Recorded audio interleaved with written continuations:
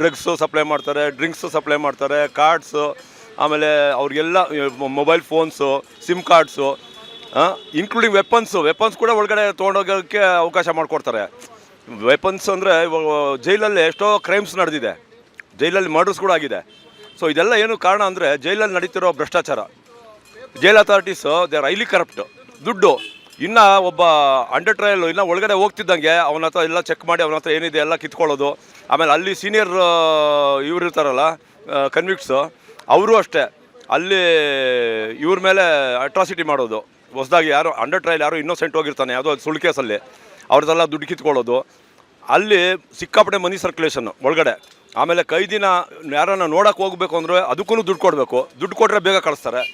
ಈ ಥರ ಅಲ್ಲಿ ಜೈಲಲ್ಲಿ ಸಿಕ್ಕಾಪಟ್ಟೆ corruption. Jail authorities they are highly corrupt. Jail ಅಥಾರಿಟೀಸ್ನ ಕಂಟ್ರೋಲ್ ಮಾಡಿದ್ರೆ, ಅವ್ರ ಮೇಲೆ ಸೂಕ್ತ ಕ್ರಮ ತೊಗೊಂಡ್ರೆ ಇದೆಲ್ಲ ಒಂದು ಲೆವೆಲ್ಗೆ ಕಟ್ ಡೌನ್ ಆಗುತ್ತೆ, ಒಂದು ಕಡಿಮೆ ಆಗುತ್ತೆ. ಯಾವುದೇ ರೀತಿಯಾದಂಥ ಕಾನೂನು ಕ್ರಮಗಳನ್ನ ತೆಗೆದುಕೊಳ್ತಾ ಇಲ್ವಾ ಸರ್? ಇವರು ಮಿನಿಸ್ಟರ್ ಫಾರ್ ಪ್ರಿಸನ್ಸು, ಆಮೇಲೆ DGP ಪ್ರಿಸನ್ಸು, ಇವರು ಸ್ಟ್ರಿಕ್ಟ್ ಮೆಷರ್ಸ್ ತೊಗೊಬೇಕು, ಸ್ಟ್ರಿಕ್ಟ್ ಆ್ಯಕ್ಷನ್ ತೊಗೊಬೇಕು, ಸ್ಟ್ರಿಕ್ಟ್ ರೂಲ್ಸು ಇಂಪ್ಲಿಮೆಂಟ್ ಮಾಡಬೇಕು, ಅಂದರೆ ಎನ್ಫೋರ್ಸ್ ಮಾಡಬೇಕು. ಸಂಬಂಧಪಟ್ಟ ಜೈಲದ ಅಧಿಕಾರಿಗಳ ಮೇಲೆ ಕಾನೂನು ಕ್ರಮ ತೊಗೊಬೇಕು, ಅವ್ರನ್ನ ಸಸ್ಪೆಂಡ್ ಮಾಡಬೇಕು. ಆಮೇಲೆ ವೆರಿ ಸ್ಟ್ರಿಂಜೆಂಟ್ ಆ್ಯಕ್ಷನ್ ತೊಗೊಬೇಕು.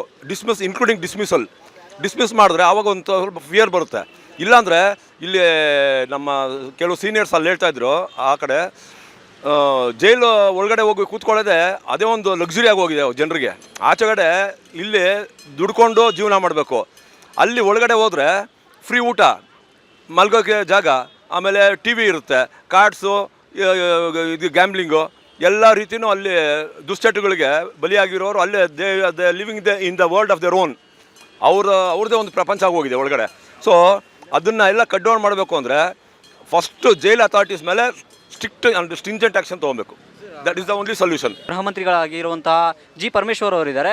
ಅವರು ಮೀಡಿಯಾ ಮುಂದೆ ಬಂದು ಹೇಳುವಂಥದ್ದು, ಇಲ್ಲ ಈ ವಿಚಾರಕ್ಕೆ ಸಂಬಂಧಪಟ್ಟಾಗೆ ಕಟ್ಟುನಿಟ್ಟಿನ ಕ್ರಮಗಳನ್ನ ನಾವು ತಗೊಳ್ತೀವಿ, ಯಾವುದೇ ರೀತಿಯಕ್ಕೂ ಮುಂದೆ ಈ ರೀತಿ ಆಗದಾಗೆ ನೋಡ್ಕೊಳ್ತೀವಿ ಅಂತಂದೇಳಿ ದೊಡ್ಡ ದೊಡ್ಡ ಹೇಳಿಕೆಗಳನ್ನ ಕೊಡ್ತಾರೆ. ಜಸ್ಟ್ ಹಾಗಾದರೆ ಇವರ ಮಾತುಗಳು ಹೇಳಿಕೆಗೆ ಮಾತ್ರ ಸೀಮಿತವಾಗಿದೆಯಾ ಸರ್? ಇವಾಗ ಎಲ್ಲದಕ್ಕೂ ಪರಮೇಶ್ವರ್ ಒಬ್ಬರನ್ನೇ ಬ್ಲೇಮ್ ಮಾಡೋಕ್ಕಾಗೋದಿಲ್ಲ.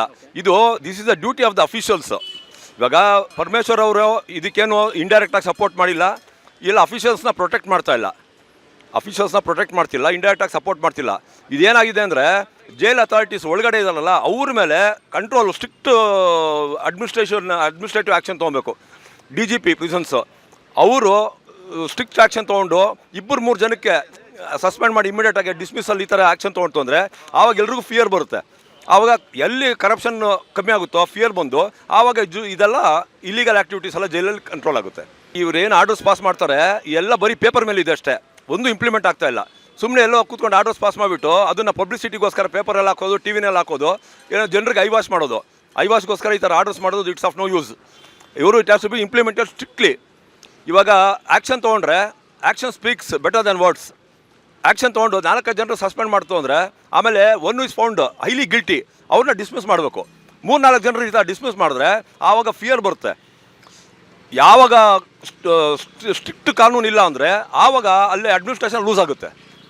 ಅದಕ್ಕೋಸ್ಕರ ಪೊಲೀಸ್ ಅವರು ಏನು ಮಾಡೋಕ್ಕಾಗಲ್ಲ. ಅವ್ರದ್ದು ಡ್ಯೂಟಿ ಏನು ಹೊರಗಡೆ ಇನ್ವೆಸ್ಟಿಗೇಷನ್ ಮಾಡ್ತಾರೆ, ಕೋರ್ಟಿಗೆ ಪ್ರೊಡ್ಯೂಸ್ ಮಾಡ್ತಾರೆ, ಕೋರ್ಟಲ್ಲಿ ಜೈಲು ಶಿಕ್ಷೆ ಆಗುತ್ತೆ. ಅವ್ರು ಜೈಲಿಗೆ ಒಳಗಡೆ ಹೋದ್ಮೇಲೆ ಅಲ್ಲೇ ಒಂಥರ ಹೊಸ ಪ್ರಪಂಚ ಸ್ಟಾರ್ಟ್ ಆಗೋಗುತ್ತೆ. ಸೊ ಇದು ಮೇಯ್ನ್ ಕಾರಣ, jail authorities over highly corrupt. So it starts from the DGP ಪ್ರಿಸನ್ಸು, ಆಮೇಲೆ ಮಿನಿಸ್ಟರ್ ಫಾರ್ ಪ್ರಿಸನ್ಸು, ಅವರು ಕರೆಕ್ಷನಲ್ ಮೆಷರ್ಸ್ ಅಂತಾರೆ, ಅದನ್ನು ಸ್ಟ್ರಿಕ್ಟಾಗಿ ಇಂಪ್ಲಿಮೆಂಟ್ ಮಾಡಬೇಕು.